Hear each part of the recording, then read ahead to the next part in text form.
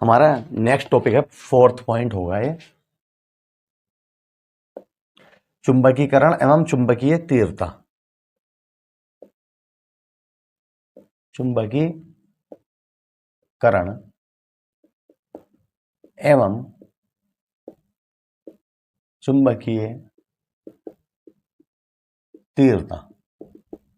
ठीक है, ये होगा। इसमें हम 2-3 पॉइंट पढ़ेंगे कि चुंबकीय तीव्रता क्या होती है, चुंबकन क्षेत्र क्या होता है, ठीक है, और चुंबकशीलता क्या होती है। ये सारे पॉइंट हम अलग अलग हेडिंग में पढ़ेंगे और एक न एक नंबर का पूछ लेता है, आ जाती है थ्योरी, ठीक है, परिभाषा तो इंपॉर्टेंट है, इसलिए मैं कहूंगा इसे तैयारी करना। क्या है, सबसे पहले आता है चुंबकन तीव्रता। चुंबकन तीव्रता, इंटेंसिटी ऑफ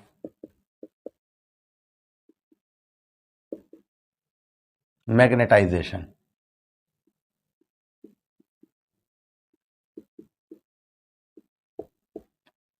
ठीक है, ये हमारा हेडिंग हो गया। क्या है चुंबकन तीव्रता? तो हमने आपको एक चुंबकीय आघूर्ण पढ़ाया था। चुंबकीय आघूर्ण क्या होता है? एम, याद है? एम बराबर एन आई ए, पढ़ चुके हैं हम पिछले चैप्टर में, इस चैप्टर में नहीं, पिछले चैप्टर में, सही है। एम, और कोई सा भी जो हम पदार्थ ले रहे हैं उसका आयतन ले लो, पृथ्वी एकांक आयतन, तो इसे ही हम बोलते हैं चुंबकन की तीव्रता, और इसे हम किससे लिखते हैं? आई से। तो इसी से हम परिभाषा बना देंगे, ठीक है। देखो अभी परिभाषा बनाऊंगा, समझ जाओगे आप क्या कह रहे हैं। किसी पदार्थ के एकांक आयतन में उत्पन्न चुंबकीय आघूर्ण को क्या कहते हैं? चुंबकन तीव्रता। चुंबकन तीव्रता कहते हैं। इसे आई से प्रदर्शित करते हैं। बता, बात समझ में आ गई? ज्यादा मैं नहीं कह रहा कि एक नंबर से ज्यादा का नहीं आता है, ठीक है। तो अब बस इतनी थ्योरी लिख दो, डायरेक्ट ही लिख दो, आई बराबर एम अपॉन वी। लिखना चाहो लिख सकते हो। यदि एम चुंबकीय आघूर्ण है, वी क्या है? आयतन है। बात समझ में आ रही है? लिख दो, यदि एम चुंबकीय आघूर्ण व वी पदार्थ का आयतन हो तब। मतलब ठीक है। अब मैं इसकी अगर यूनिट पूछूं, यूनिट की बात करें तो क्या आएगा? एम की यूनिट क्या होती है? Ampere metre square. एम बराबर आई ए होता है। देखो मैं बता दूं, एम बराबर क्या होता है? आई ए या एन आई ए। एन तो नंबर है, नंबर ऑफ, ठीक है, टर्न मतलब चक्करों की संख्या, अगर एन लगाओगे यहाँ पे, लेकिन उसकी कोई यूनिट नहीं होती। तो इसका क्या यूनिट है? एम्पियर। इसकी क्या होती है? क्षेत्रफल की, मीटर स्क्वायर। तो जब हम यहाँ एम्पियर मीटर स्क्वायर रखेंगे, और आयतन की क्या होती है? मीटर की क्यूब।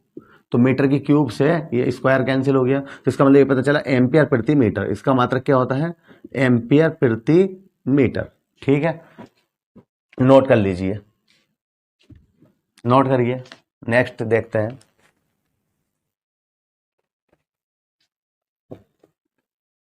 सेकंड टॉपिक इसी का,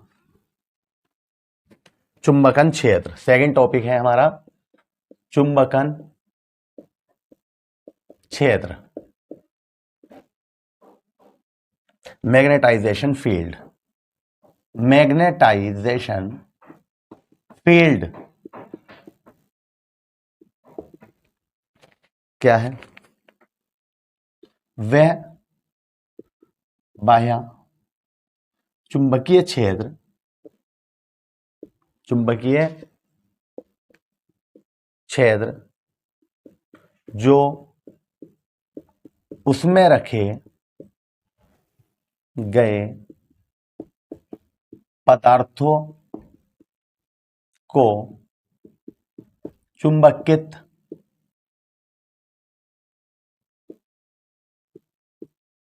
करने की क्षमता रखता है,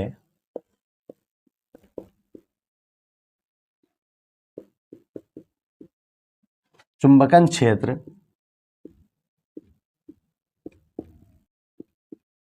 कहलाता है।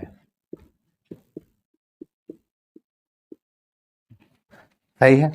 इसे हम H से प्रदर्शित करते हैं। इसे H से प्रदर्शित करते हैं और ये बराबर होता है, इसके दो फॉर्मूले लिख रहा हूं मैं। H बराबर होता है B अपॉन म्यू, ये भी बिल्कुल सही बात है, या H बराबर होता है B not upon mu not, ये भी बिल्कुल सही बात है।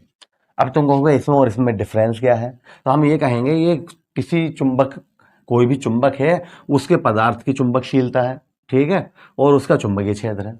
और ये जो बी म्यू नोट है, इसे बोलते हैं निर्वात अथवा वायु की चुंबकशीलता। याद है आपको एप्सिलॉन नोट के बारे में पढ़ा था आपने, है याद है पिछले चैप्टर में, जब विद्युत चल रहा था, अब चुंबक चल रहा है, तो विद्युत में हमें ऐसे भी लिखवाया था और ऐसे भी। तो इसका मतलब क्या था, निर्वात की विद्युतशीलता, निर्वात अथवा वायु की विद्युतशीलता, जहां पे निर्वात हो या वायु हो। और इसका मतलब क्या होता है, किसी पदार्थ की विद्युतशीलता, जो भी हम अदर पदार्थ ले रहे हैं, ठीक है। तो आप ये भी लिख के आओगे तब भी सही है।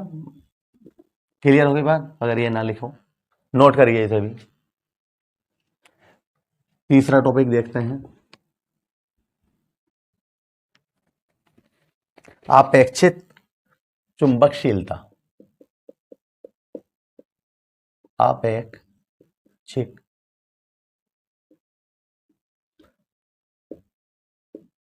चुंबकशीलता,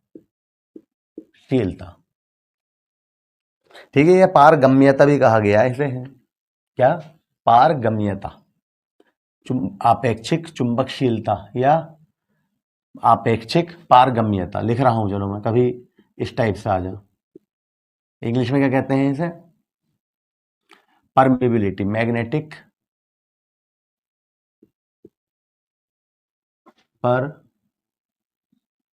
परमिबिलिटी, ठीक, जैसे उसे कहते हैं एप्सिलॉन नॉट को क्या कहते हैं, इलेक्ट्रिक परमिटिविटी, इसे परमिबिलिटी कहते हैं। ये क्या होता है, ये जो होती है अपेक्षिक, mu R is equal to mu upon mu naught के बराबर होती है।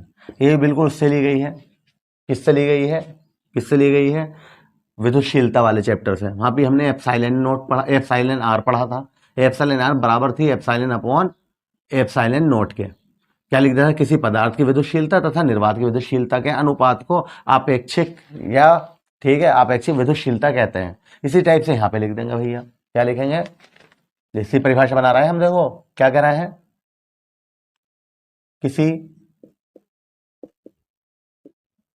चुंबक की चुंबकशीलता, सही है, किसी चुंबक की चुंबकशीलता म्यू तथा निर्वात की चुंबकशीलता म्यू नॉट के अनुपात को क्या कहते हैं, आपेक्षिक तो चुंबकशीलता कहते हैं। आपेक्षिक चुंबकशीलता कहते हैं। बता, बात समझ में आ गई? यहां लिख रहे हैं mu R is equal to mu upon mu not, इसे म्यू आर से प्रदर्शित करते हैं। ओके, नोट करिए इसे भी।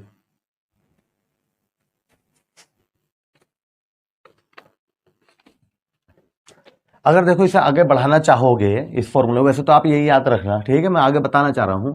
तो मैंने आपको म्यू बराबर क्या पढ़ाया था अभी, म्यू बराबर क्या पढ़ाया था, एच अपॉन, ये तो पढ़ाया था बी अपॉन एच, अभी जो लिखवाया था बी अपॉन एच, और म्यू नोट बराबर क्या कह दिया था, B upon B not upon H not, sorry H, ऐसे तो था।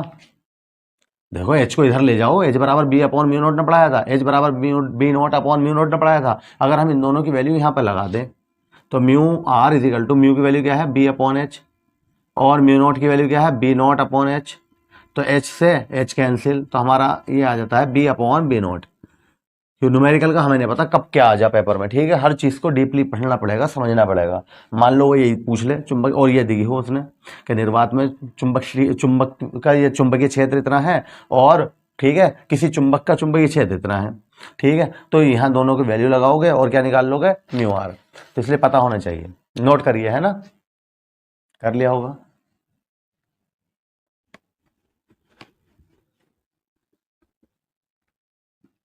नेक्स्ट टॉपिक देखते हैं, है ना, चौथा पॉइंट, चुंबकीय प्रवृत्ति। चौथा पॉइंट है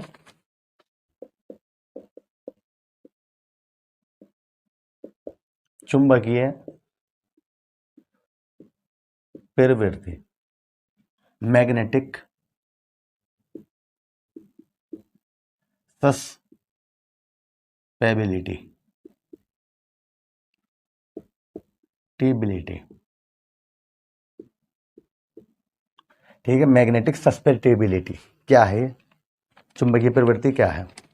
ये जो चुंबकीय प्रवृत्ति होती है इसे हम काई से लिखते हैं, इसे काई बोलते हैं, काई एम, एम मतलब मैग्नेटिक, ठीक है, सस्पेक्टिबिलिटी ये बराबर होती है आई अपॉन एच। अभी पढ़ा था हमने आई भी, अभी पढ़ा था हमने एच भी, ठीक है, तो वही बात हम यहाँ पे लिख दें। आई क्या थी, चुंबक की तीव्रता, और एच क्या थी, चुंबकन क्षेत्र, ठीक है, तो ये बात हम यहाँ पे लिख रहे हैं। किसी चुंबकीय पदार्थ की चुंबकन की तीव्रता आई तथा चुंबकन क्षेत्र H के अनुपात को क्या कहते हैं, चुंबकीय प्रवृत्ति कहते हैं, चुंबकीय प्रवृत्ति कहते हैं। इसे काई एम से प्रदर्शित करते हैं। हो सकता है आपने पहली बार नाम सुना हो काई, है ना, तो मैं यहाँ लिख दूं, ये मतलब है, ये कह रहा हूं मैं काई, और आगे एम लिखा हुआ है ना, तो ये कैसे बनती है, यूं करके बनाते हैं और एम लगा देते हैं, ठीक है, काई एम, नोट कर लीजिए ये भी, बस इतना ही है। इसमें जो सबसे इंपॉर्टेंट पॉइंट आता है जो पूछता है वो इनमें रिलेशन है आपेक्षिक, अभी जो पढ़ाया था हमने तो मैं आपेक्षिक चुंबकशीलता और ये जो आई है चुंबकीय प्रवृत्ति, इनमें आपस में क्या संबंध है, ठीक है, तो मैं यहां पे लिख रहा हूं फिफ्थ पॉइंट इसका,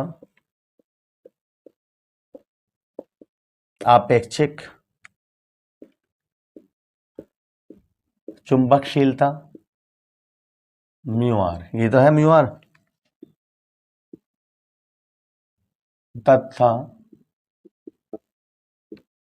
चुंबकीय प्रवृत्ति, चुंबकीय प्रवृत्ति क्या है, काई एम में संबंध। कई बार पूछा है यूपी बोर्ड में इस सवाल को, ठीक है, तो आपको याद होना चाहिए बस, म्यू आर इजिकल टू होता है +1 plus chi M, 1 plus chi M, बस ये याद रख लेना, इंपॉर्टेंट है, mu R is equal to 1 plus chi M, note कर लिया। नेक्स्ट टॉपिक पर पहुंचे, 5वें पॉइंट पर,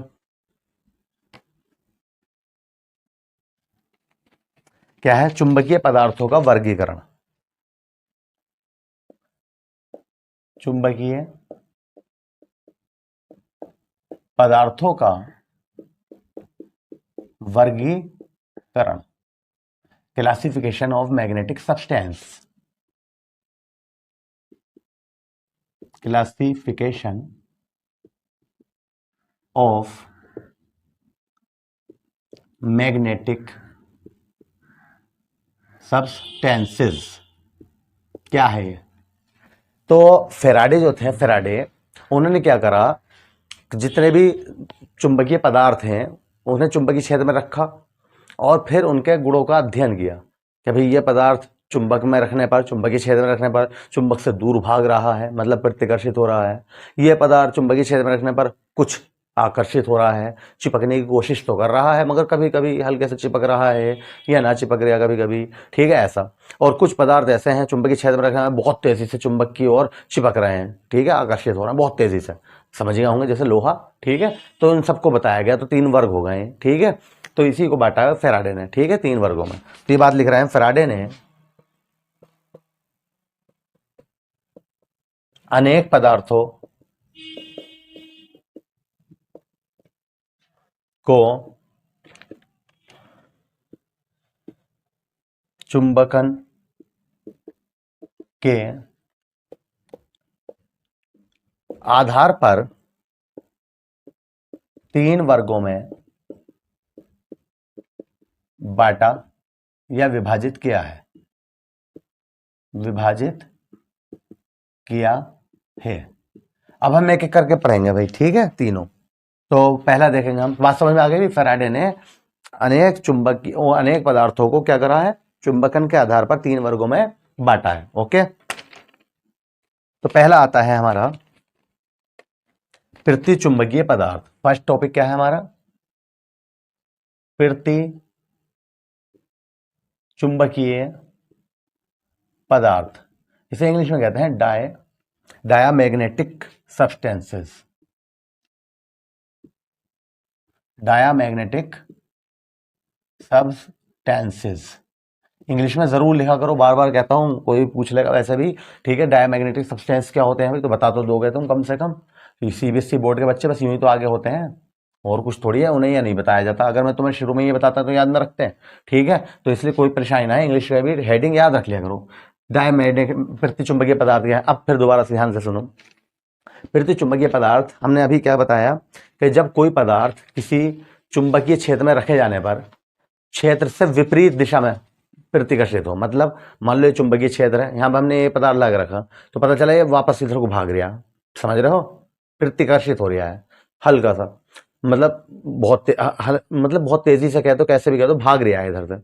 और अगर बहुत शक्तिशाली चुंबक है तो फिर कुछ और दिखेगा भागता हुआ। तो इन पदार्थों को क्या कहेंगे हम, प्रति चुंबकीय। इसके उदाहरण भी लिखवाएंगे हम बहुत, ठीक है।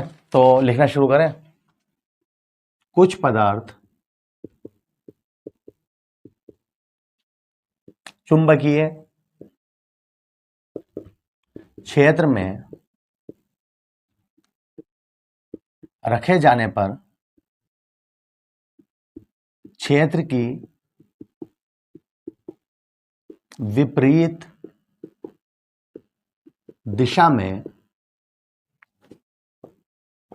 प्रतिकर्षित होते हैं। उन पदार्थों को प्रति चुंबकीय पदार्थ कहते हैं। अब बताओ, बात समझ में आ गई, सही है। जो क्या करें, चुंबकीय क्षेत्र में रखे जाने पर क्या होते हैं, प्रतिकर्षित होते हैं। इसके कुछ हम उदाहरण भी लिखेंगे, बहुत बार पूछे गए हैं कि उदाहरण लिखिए, ठीक है। तो उदाहरण क्या क्या है, जिंक है, मतलब जिंक मतलब जस्ता है, जिसे हम Zn कहते हैं। तांबा है, जिसे हम Cu कहते हैं, ठीक है। चांदी है, जिसे हम Ag कहते हैं, मैं बहुत सारे लिखवा रहा हूं, याद रखना। सोना है, जिसे हम Au कहते हैं, ठीक है। और फास्फोरस, बिस्मथ, जल भी लिख लेना, कभी कभी पूछ लेता है जल बताइए कौन सा पदार्थ है, जिसे हम H2O कहते हैं। नमक, इसे क्या कहते हैं हम, NaCl कहते हैं, ठीक है। इतने बहुत से लिखवा दिए हमने आदि। इसके अलावा नाइट्रोजन है, हाइड्रोजन है, दोनों गैसें भी क्या आती हैं, प्रति चुंबकीय पदार्थ। लिख लेना चाहे, अगर लिखना चाहो, मैं बोल रहा हूं नाइट्रोजन तथा हाइड्रोजन, बस नाइट्रोजन N2 और हाइड्रोजन H2, ये भी क्या है, प्रति चुंबकीय पदार्थ। नोट करिए, मतलब बात समझ में आ गई। चांदी अगर आप चुंबक के पास ले आओगे चांदी, तो क्या करेगी, प्रतिकर्षित होगी, ऐसा लगेगा भाग रही है। सोना भी, ठीक है। तो नोट करिए, बात समझ में आ गई। वो पदार्थ जो क्या होते हैं, चुंबकीय क्षेत्र में रखने पर उसकी विपरीत दिशा में क्या होते हैं, प्रतिकर्षित होते हैं, वही क्या कहलाते हैं, प्रति चुंबकीय पदार्थ कहलाते हैं। क्लियर है, साफ कर दें। नेक्स्ट टॉपिक देखते हैं। अब कुछ पदार्थ ऐसे हैं जो चुंबकीय क्षेत्र में रखने पर क्षेत्र की ही ओर आकर्षित हो रहे हैं। मान लीजिए चुंबक है ना, तो मैं इसके समीप ये वाला ले लाया पदार्थ, तो हमने देखा यार चिपक तो रहे हैं मगर बहुत मामूली से, बहुत हल्के से चिपक रहे हैं। कभी कभी चिपक भी गए तो कभी कभी गिर भी गए। ऐसे बात समझ में आ रही है? तो उन पदार्थों को क्या कहते हैं हम? अनुचुंबकीय पदार्थ। ठीक है, नेक्स्ट हमारा टॉपिक है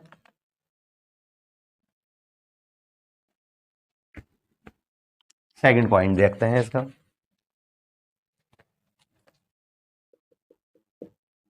अनु चुंबकीय पदार्थ, इसे कहते हैं paramagnetic substance. Para magnetic substances, तो यही बात यहां पे लिख देंगे। कुछ पदार्थ चुंबकीय क्षेत्र में रखे जाने पर क्षेत्र की ही दिशा में क्या होता है? कुछ आकर्षित होते हैं। कुछ कहा हमने, थोड़े से मतलब, ठीक है, होते हैं। उनको अनुचुंबकीय पदार्थ कहते हैं। बात समझ में आ गई? कुछ, ज्यादा नहीं, बहुत तेजी से नहीं, आकर्षित नहीं होते, चिपकते नहीं है, बहुत मामूली से चिपकते हैं, उन्हें क्या कहेंगे हम? अनुचुंबकीय पदार्थ कहेंगे। इनके भी उदाहरण लिख लेना भाई। उदाहरण, सोडियम है Na, एल्यूमिनियम है एल्यूमिनियम Al, ठीक है, मैग्नीज है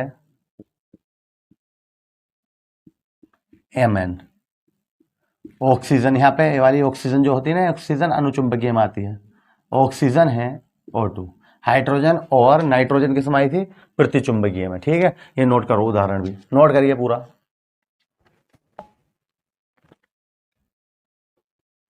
थर्ड पॉइंट देखते हैं, लास्ट टॉपिक है इस वाले पॉइंट का, है ना। क्या है? लोह चुंबकीय पदार्थ। क्या है थर्ड? लोह चुंबकीय पदार्थ, ठीक है, इसे इंग्लिश में कहते हैं फेरोमैग्नेटिक सब्सटेंस। फेरो मैग्नेटिक सब्सटेंसेस, ये क्या है? तो देखो, वैसे ही समझ गए होंगे आप। लोह का मतलब है लोहा, और लोहा क्या करता है? चुंबक की ओर बहुत तेजी से आकर्षित होता है, चिपकता है। तो वही बात हम यहां पे लिख देंगे। कुछ पदार्थ चुंबकीय क्षेत्र में रखे जाने पर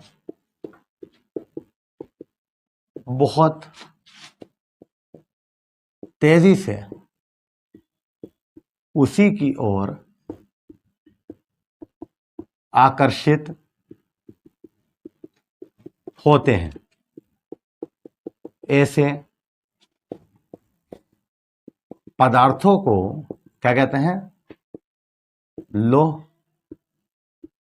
चुंबकीय पदार्थ कहते हैं। अब बताइए, बात समझ में आ गई है ना? उदाहरण अगर मैं पूछूं तो तुम खुद बता दोगे। बल्कि सबसे पहले तो लोहा का नाम लोगे, लोहा है sir, very good. Fe। Cobalt है सर, क्या होता है कोबाल्ट? CO। और क्या कहोगे? निकिल है सर, क्या होता है? Na आदि। बता, बात समझ में आ रही है? तो ये होगा हमारे ये पदार्थ, नोट कर लीजिए भी, ठीक है। तो अगर आपने अभी तक मेरा चैनल सब्सक्राइब नहीं किया है तो प्लीज़ सब्सक्राइब कीजिए, ठीक है, और बेल आइकन को प्रेस करना ना भूलें।